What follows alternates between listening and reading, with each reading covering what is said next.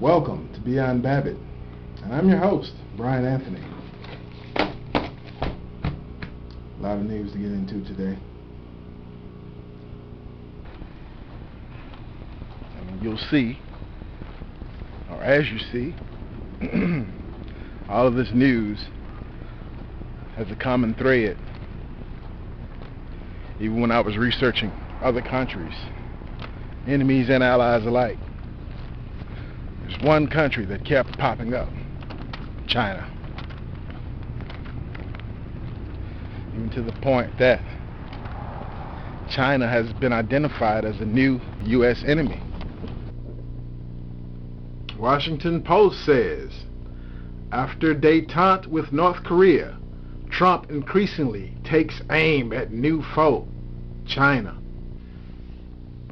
Bridgewater, New Jersey, after 18 months treating North Korea as the top national security threat, President Trump has increasingly turned his attention to China, taking a more confrontational approach that experts said shows a risky shift in U.S. policy. From an escalating trade war to a new defense budget that counters Chinese maritime expansion, the Trump administration has taken aim at the East Asian power in a contest of wills that has led to a growing consensus in Beijing that the United States is seeking to contain China's rise. I said that, didn't I? I've been saying that.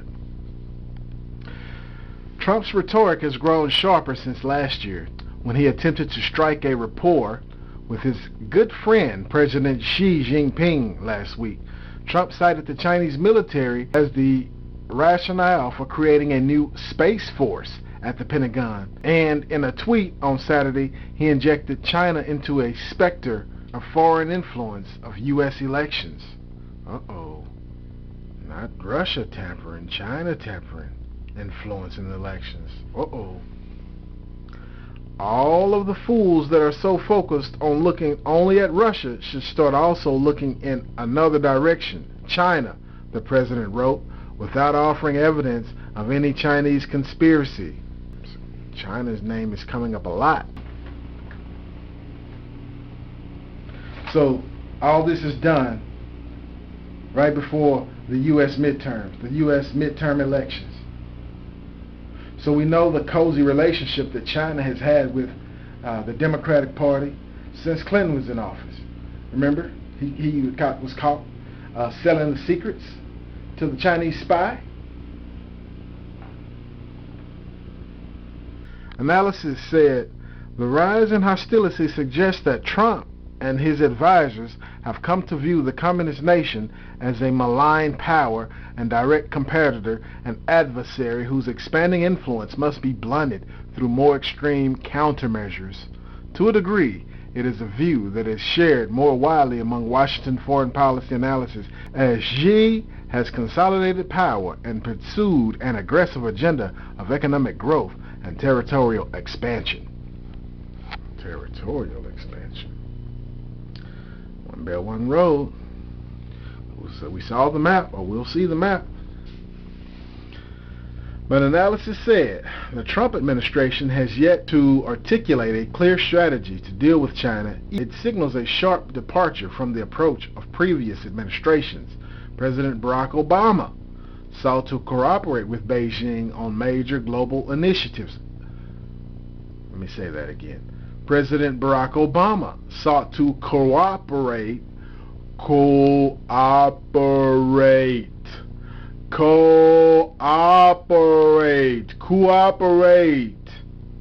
with Beijing on major global initiatives. Major global initiatives such as the Paris Climate Accord and the Iran nuclear deal, as a way to manage China's growth and encourage it to act more responsibly in the international system. Trump has pulled the United States out of both of these pacts. I do not see very many issues this administration is trying to work with China on, said Bonnie Glasser, a China analyst at the Center for Strategic and International Center for Strategic and International Studies in Washington. The effort to come up with new things where our interests converge has been abandoned. I think this administration is in agreement that China is a competitor, and the effort here is really focused on how we have a more effective competitive strategy with China. Trump's preoccupation with China was on display at a cabinet meeting at the White House on Thursday. During the hour-long discussion open to reporters, the president accused China of easing economic pressures on North Korea and of flooding addictive opioids into the United States. You think that's what's happening? Payback, huh? You know, that's what the U.S. and the British did to China 100 years ago. A little over 100 years. Economic analysts have criticized Trump for sparking a trade war with China by slapping tariffs on steel and aluminum in the spring. In the meeting, the president appeared eager to prove he was right to impose tariffs to paint Beijing as the loser, pointedly asking his top economic advisor, Larry Kudlow, to update him on China's economic growth. Their economy is heading south, Kudlow replied. I would just say, right now, their economy looks terrible. Trump had talked tough on China throughout his campaign, but he pulled back after taking office and inviting Xi to his Mar-a-Lago resort in Florida in the spring of 2017. The president declined to follow through on threats to label China a currency manipulator, as he sought to enlist Beijing's help in his international pressure campaign on North Korea. But the president has soured on Beijing as his bid to force Pyongyang to live up to commitments made with leader Kim Jong-un in a nuclear summit in Singapore has faltered, as Trump's relationship with Kim has appeared to enter an uneasy detente. Analysis suggests the president sees China as a convenient political foil. I'm just looking at this detente, because I know coup detente means like to overthrow the government. Appears to be an uneasy detente. Okay. I'm thinking about coup d'etat. We'll look that up later. But why don't we just look it up right now? The easing of hostility. Détente, the easing of hostility or strained relations, especially between countries. Okay. Analysis suggested the president sees China as a convenient political foil to juice his domestic political base.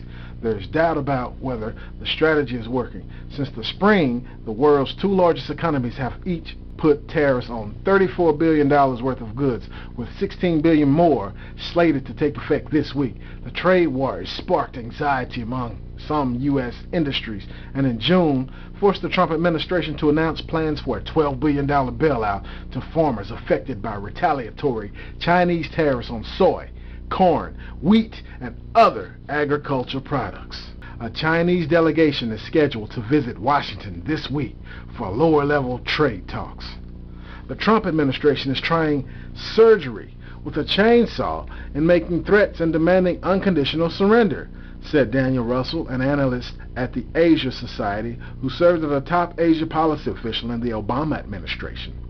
The Chinese tell me they see a clear connection between the aggressive push on trade and the language in the National Security Strategy and other documents labeling China, in effect, an enemy.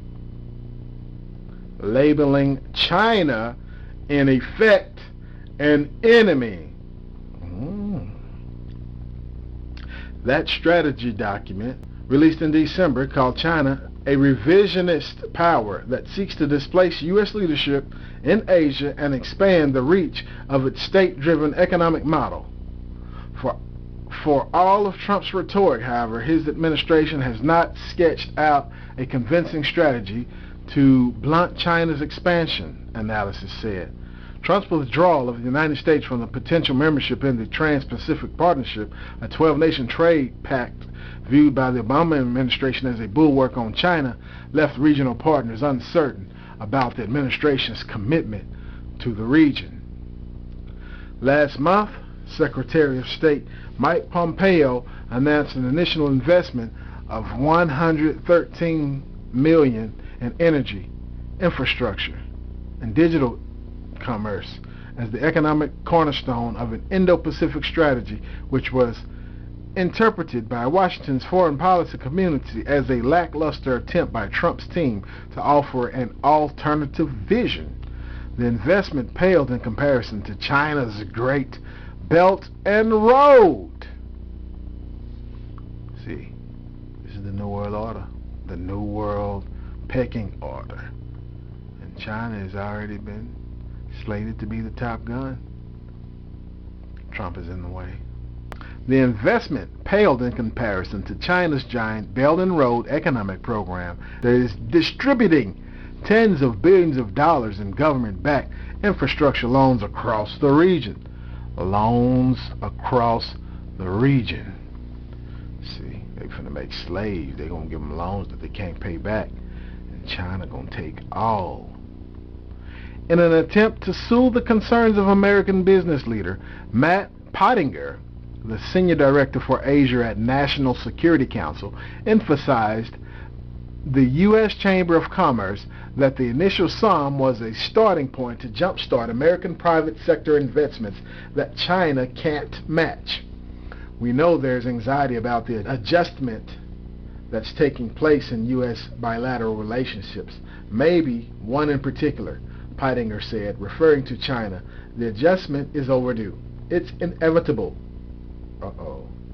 What's important now is for the United States and our partners to look forward to the 21st century competition that all of us are facing, and that together we will be able to win.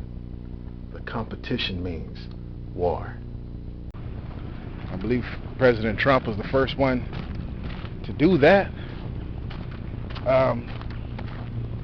All the presidents have had a love affair with China since Reagan, and it accelerated with Clinton. And that will go down in history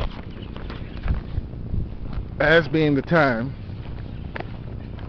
when China became a superpower, courtesy of the United States of America, courtesy of Bill Clinton.